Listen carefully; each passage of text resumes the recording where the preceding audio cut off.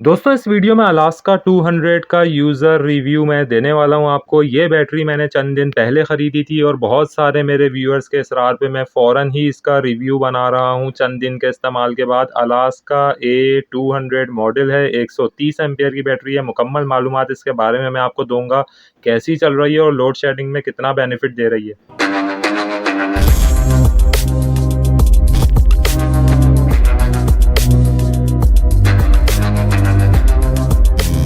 अस्सलाम वालेकुम दोस्तों, उम्मीद आप सब खैरियत से होंगे। Welcome back to another video.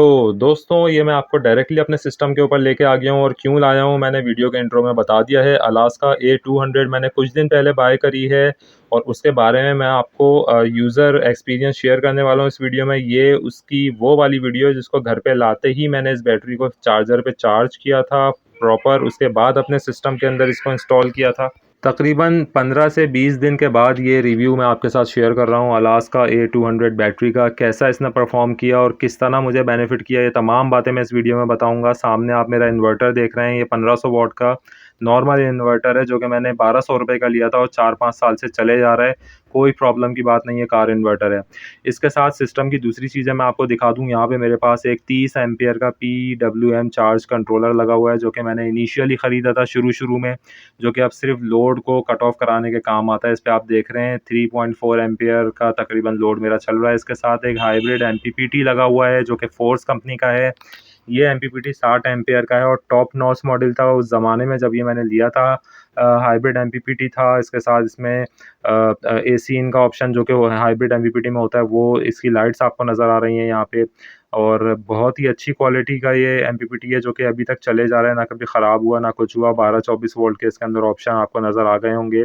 आ जाते हैं वापस अलास्का बैटरी की तरफ। अलास्का के बारे में मैं आपको बताता चलूँ, ये इनका मैंने अपनी पहले एक वीडियो अभी अपलोड करी थी जब ये मैंने बैटरी ख़रीदी थी। उसमें मैंने बताया था कि ये इनकी बड़ी फ़ॉर्मेट की बैटरीज़ का पहला मॉडल है, यानी कि इससे पहले यानी कि 130 एम्पियर से जो इनकी छोटी बैटरीज़ हैं 100-110 एम्पियर की, वो छोटे फ़ॉर्मेट पर होती हैं जिसमें वर्टिकल सेल होते हैं। ये बड़े फ़ॉर्मेट की लॉन्ग फ़ॉर्मेट की बैटरी है। तो मैंने उस वक़्त भी कहा था कि ये आपको एक अच्छा बैकअप देने की सलाहियत रख सकती है। MPPT के साथ इस वक़्त रात का टाइम है, मैं आपको इसका रिव्यू इसलिए दे रहा हूँ क्योंकि मैंने आपको बताना है कि बैटरी कैसा परफ़ॉर्म कर रही है। तकरीबन 4 से 5 एम्पियर का लोड मेरा चल रहा है और रात के इस वक़्त 9 बज रहे हैं, तो आप अंदाज़ा कर लें कि ये लोड मेरा बंद ही नहीं हुआ है सुबह से।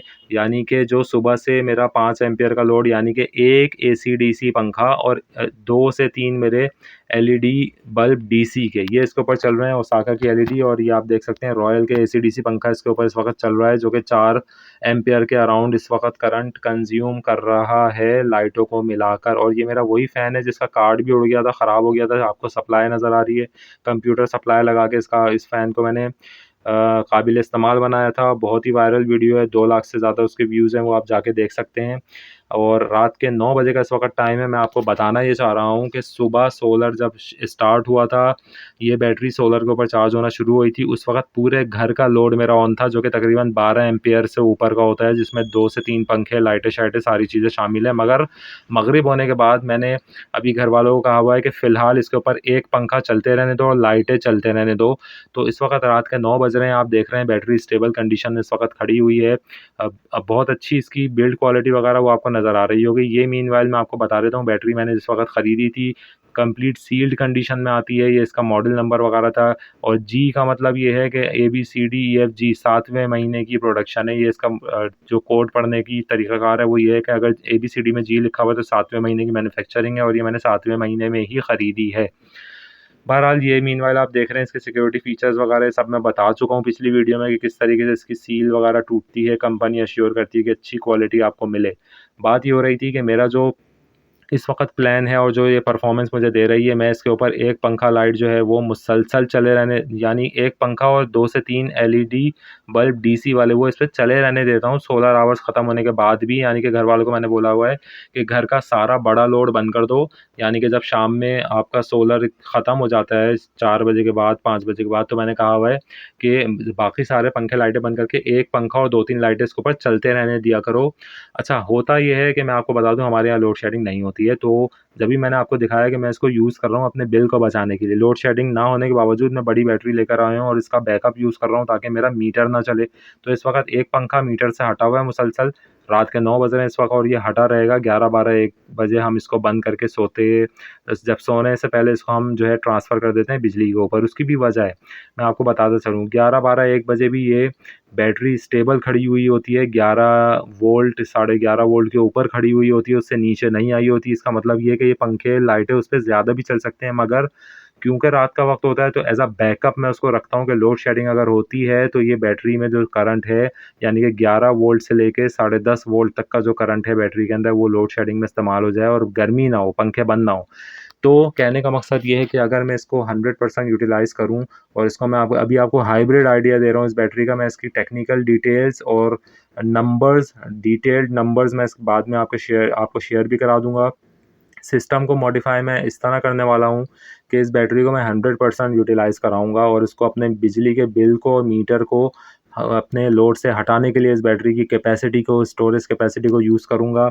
मगर एक रिस्क हमेशा है कि लाइट कभी भी जा सकती है, तो उसके लिए एक बैकअप पे बैटरी रखने का मेरा प्लान है और उसको सिंक्रोनाइज़ करने का प्लान है। तमाम जो-जो चीज़ें करता जाऊँगा वो वीडियोज़ आपको मिलती रहेंगी। फ़िलहाल आसान लफ्ज़ों में ये समझ लें कि इस बैटरी का जो बैकअप आपको मिलने वाला है वो एक छत वाले पंखे के साथ आपके 2 से 3 लाइटों का आपको आप लगा लें कि रात के 2-3 बजे तक कंटिन्यूअस मिलने वाला है, अगर आपने एमपीपीटी के साथ इसको कनेक्ट किया हुआ है। एक मेरे पास 585 की 590 वॉट की जिनको की पैनल जो है वो ऊपर लगा हुआ है, माउंट हुआ हुआ है, जिससे मैं इस बैटरी को चार्ज करता हूँ।